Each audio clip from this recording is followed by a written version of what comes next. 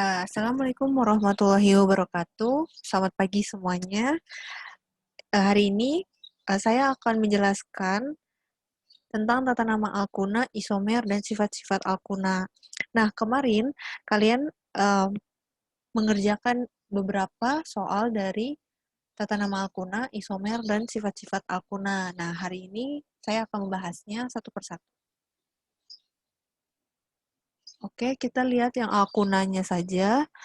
Jadi, alkuna itu memiliki rumus struktur CnH2n min 2 ya. Diingat kalau misalkan alkuna itu punya rumus struktur CnH2n min 2 ya. Dan alkuna merupakan hidrokarbon tidak jenuh yang memiliki sebuah rangkap 3 antara atom karbonnya. Nah, sifat fisik alkuna itu sama dengan alkana dan alkena. Sifat fisiknya apa aja? Yang pertama ya, semakin panjang rantai karbon, maka titik didih akan semakin besar ya. Kemudian semakin banyaknya cabang, maka titik didih akan semakin turun. Yang membedakan antara alkuna dengan alkana dan alkena yaitu alkuna lebih larut dalam air jika dibandingkan dengan alkana dan alkena. Nah, mengapa alkuna lebih larut dalam air? Nah, hal ini dikarenakan alkuna itu memiliki ikatan rangkap 3, ya. Nah, karena memiliki ikatan rangkap 3, maka ikatan rangkap itu akan menarik atom H dari H2O. Gitu. Jadi, ikatan rangkapnya ini itu bersifat parsial negatif. Gitu. Jadi, dia lebih mudah menarik atom H dari H2O. Nah, itulah mengapa alkuna lebih larut dalam air dibandingkan alkana dan alkena. Nah, kemudian dari sifat kimianya itu sama seperti alkena, yaitu menggunakan reaksi adisi. Nah, kalian masih ingat kan reaksi adisi itu apa? Nah, reaksi adisi itu berarti reaksi pemutusan ikatan rangkap menjadi ikatan tunggal. Nah, alkena sendiri itu reaksi adisinya terjadi dari adisi hidrogen, adisi halogen, adisi hidrogenasi, nah itu dia menggunakan reaksinya yang ini menggunakan gas H2. Nah, sedangkan kalau adisi halogen berarti pemutusan ikatan rangkapnya menggunakan senyawa halogen. Nah, senyawa halogen ada apa aja? Ada F2, Br2, Cl2, dan I2. Nah, sedangkan untuk adisi asam halida, dia itu berarti menggunakan senyawa asam halida seperti HCl, HBr, HI, dan HF gitu. Nah, yang membedakannya di reaksi adisi alkuna ini, dia itu membutuhkan 2 kali reaksi dibandingkan alkena ya. Jadi untuk mendapatkan senyawa ikatan tunggal, dia itu membutuhkan 2 kali reaksi gitu. Oke. Nah, untuk soal pertama itu kan menentukan nama senyawa ya. Nah, dalam soal itu disajikan gambar seperti berikut.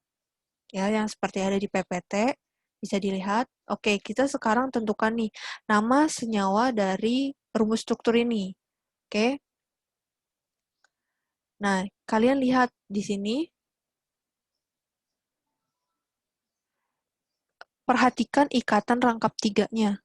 Ya, ikatan rangkap 3. Dan kalian hitung dari kalau misalkan dari kiri, coba cari posisi ikatan rangkap 3 yang paling terdekat atau yang paling terkecil ya. Misalkan dari kiri. Dari kiri ini misalkan 1, terus 2. Nah, berarti ikatan rangkap 3, kalau dihitung dari kiri, dia posisinya ada di nomor 2. Kalau misalkan dari kanan, dia posisinya ada di nomor 3. Nah, karena lebih deketan dari kiri, jadi kita menghitungnya dari kiri ya. Oke, kita menghitung dari kiri. Berarti ini nomor 1, ikatan rangkap 3 berarti ada di nomor 2, kemudian ini 3. Nah, sekarang cari rantai induknya. Nah, setelah ikatan rangkapnya sudah mendapatkan posisinya, kita cari rantai induknya. Nah, berarti rantai induknya yang paling terpanjang 4, ya, 5, nah ini 6. Bebas 6-nya mau di sini atau di sini, boleh. Nah, berarti rantai induknya itu ada 6. Nah, kalau ada 6 berarti namanya heksuna. Ingat ya, kalau ikatan rangkap 3 akhirannya itu una. Ya, jadi kita tulis sini 2, 2 heksuna. Nah, terus kalian coba lihat cabangnya. Cabangnya ada di mana aja? Oke. Cabangnya ada di nomor 5 kan? Ada di nomor 5 sama nomor 4. Nah, ini cabang nih. Yang ini cabang. Ini cabang, dan yang ini cabang. Nah, karena cabangnya ada 2, berarti namanya di, ya. Dimetil. Berarti kita tulis karena itu 4,5 dimetil. Ya. Oke.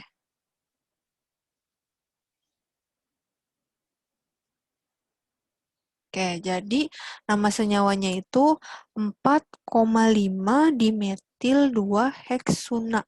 Ya, ingat, kalau rangkap 3, dia akhirannya itu una ya. Akhirannya itu una. Kalau rangkap 2 berarti ena. Kalau rangkapnya 1, nih, rangkap 1 dia itu akhirannya ana. Area nih.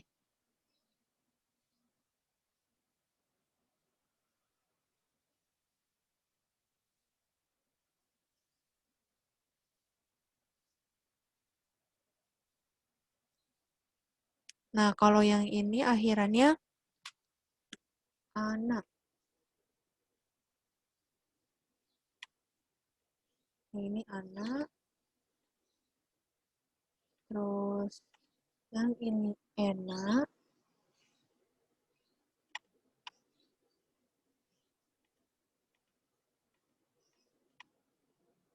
Dan yang ini una.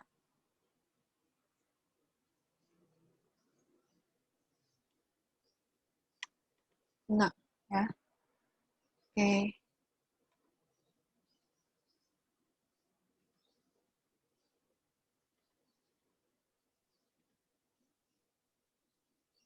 Sama ya. Oke, lanjut ke nomor 2. Nah, ini masih sama untuk menentukan nama senyawanya. Jadi langsung aja ya, langsung kasih tahu. Oke. Jadi karena ikatan rangkapnya itu lebih dekat jika dihitung dari yang atas ini, ya, dari arah kanan atas ini, maka ikatan rangkapnya itu ada di posisi ketiga, ya, di ketiga. Nah, terus juga dilihat rantai induknya. Kalian cari rantai induk yang paling terpanjang, ya. Setelah setelah dicari posisi ikatan rangkapnya, cari rantai induknya yang paling terpanjang. Nah, di sini kakak dapetin dapatnya itu 7, berarti namanya heptuna, ya. Nah, karena 7 namanya heptuna. Kemudian di sini di sini cabangnya itu ada 2 metil, ya, dan 1 etil. Nah, maka nama senyawanya itu 5 etil, ya. Dimulai dari abjad dulu ya, kemudian 2,5 dimetil, baru 3 heptuna. Oke, lanjut. Nah, kita masuk ke isomer alkuna. Nah, di sini tentukan jumlah isomer C6H10. Oke, untuk menentukan isomer alkuna itu, kan dia ada 3, ya. Ada isomer rangka, isomer posisi, dan isomer fungsi. Oke, balik lagi kita pengertian dari isomer posisi dulu ya, karena di sini kakak tulisnya isomer posisi. Nah, kalau isomer posisi, dia itu rumus strukturnya sama, tapi posisi rangkapnya yang berbeda.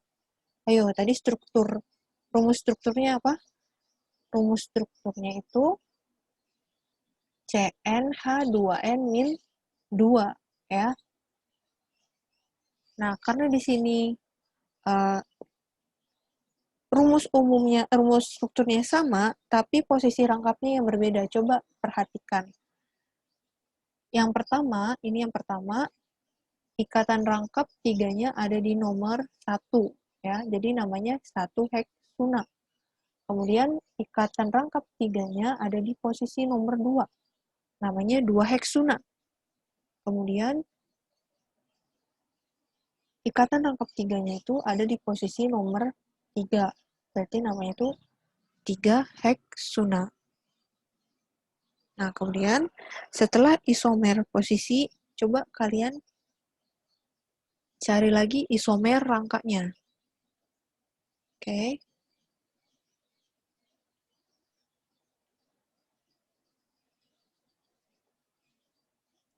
Nah, di isomer rangka berarti rumus strukturnya sama, tapi rangkanya yang berbeda atau strukturnya yang berbeda. Bisa dilihat mungkin dari cabangnya ya, perbedaan cabangnya. Nih, contoh yang di sini,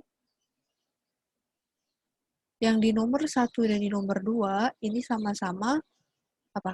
Sama-sama isomer rangka.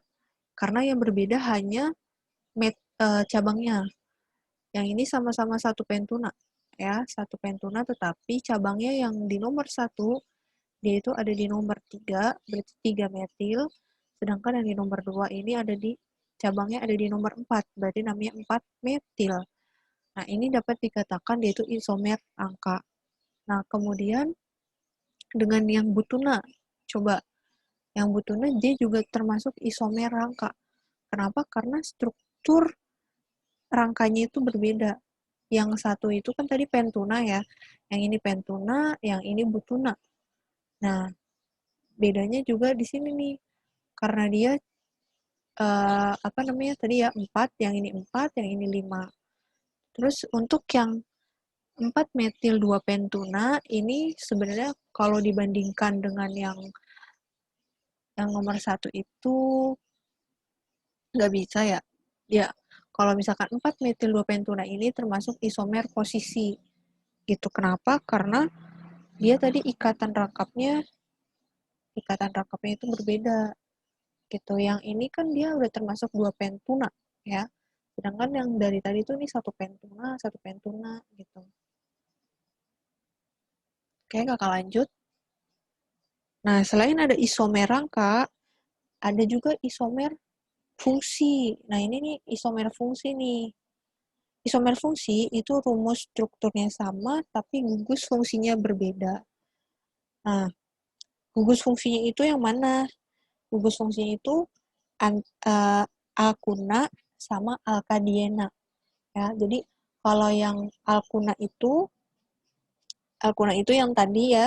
yang tadi kita bahas, yang ada isomer posisi, sama isomer rangka, itu termasuk alkuna, karena dia berangkap 3, sedangkan kalau alkadiena, ya kalian harus tahu nih, alkadiena itu apa sih? Alkadiena itu adalah hidrokarbon alifatik tidak jenuh yang memiliki 2 buah ikatan pada atom karbon, pada 2 atom karbon, ya. Gitu, jadi Ini tuh kalau dibandingkan dengan Alkuna, dia termasuk isomer gugus fungsi. Oke, bisa dilihat di sini. Kemarin kakak juga sempat lihat ya, kalian udah bagus-bagus juga yang udah menjawab apa sampai ke isomer gugus fungsinya, tapi masih ada juga yang kebalik-kebalik nih sama gugus fungsinya, sama isomer gugus fungsi. Nah, jadi kalau di sini kakak itu menemukan 16 isomer gugus fungsi, yaitu ada 1,2 diena ya. Ini kan ada di ikatan rangkapnya ada di nomor 1 dan nomor 2 ya. Kemudian 1,3 heksadiena, 1,4 heksanadiena, 1,5 heksanadiana, 2,3 heksanadiana, kemudian 2,4 heksanadiana. Nah, untuk menentukan isomer gugus fungsi, kalian bisa mulai dari rantai karbon yang jumlahnya 6. Ya, dicoba dulu yang jumlahnya 6 gitu. Nah, setelah yang jumlahnya 6 habis, kemudian baru kalian ke rantai karbon yang 5 ya. Nah, di sini kakak nemuin 1,2 ya, 3 metil pentadiena, kemudian 1,2 4 metil pentadiena, kemudian 1,3 2 metil pentadiena, kemudian sini ikatan rangkapnya ada di posisi 1 dan di posisi 3. Dan cabangnya ada di 3, maka 1,3 3 metil pentadiena. Dan yang terakhir itu ada 4 metil 1,3 pentadiena. Tuh. Oke. Ini juga masih alkadiena, kalian bisa lihat. Kan tadi kakak udah tulis yang 5 tuh. Nah, yang 5 tuh tadi habisnya sampai yang 2 metil 2,3 pentadiena ya, bisa dilihat sendiri di sini. Kemudian setelah rantai karbon 5-nya habis, baru ke rantai karbon 4 gitu, ke butadiena ya. Bisa dilihat. Coba kalau kalian ingin memeriksa nih yang butadiena itu pasti C-nya 6 jumlahnya. 1, 2, 3, 4, 5, 6 ya. Kemudian H-nya pasti 10. 2 tambah 1, 3 tambah 3, 6 tambah 1 tambah 3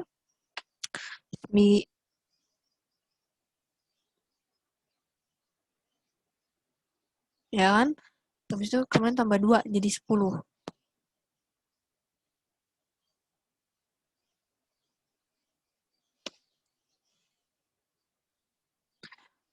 Lanjut, kemudian ke sifat alkuna.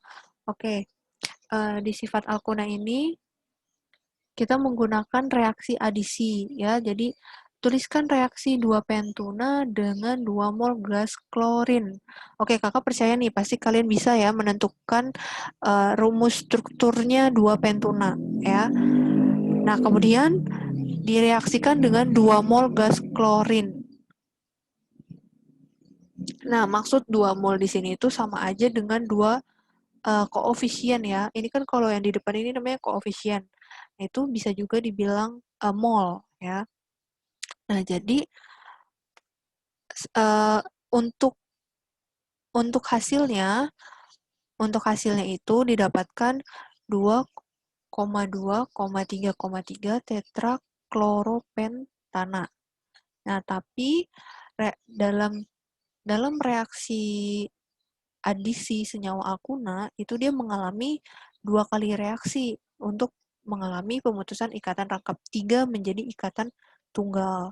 Nah, seperti ini reaksinya. Nah, ini harusnya reaksi yang benarnya ya, karena dia itu bertahap gitu. Untuk kan awal dia itu ikatan rangkap 3, kemudian direaksikan dengan 2 mol klorin, gas klorin, menjadi ikatan rangkap 2, ya. Kemudian dari ikatan rangkap 2 direaksikan lagi sama 2 mol gas klorin menjadi ikatan rangkap tunggal. Ya, gitu. Hasilnya tetap sama, ya. Oke. Oke, sekian pembahasan tata nama alkuna, isomer dan fungsi-fungsi alkunanya. Semoga bermanfaat. Dan untuk materi selanjutnya mungkin kita akan mereview kembali tentang hidrokarbon dari alkana sampai alkuna yang tidak kalian mengerti. Jadi, tolong siapkan pertanyaan-pertanyaan mengenai hidrokarbon yang tidak kalian mengerti. Oke, terima kasih. Wassalamualaikum warahmatullahi wabarakatuh.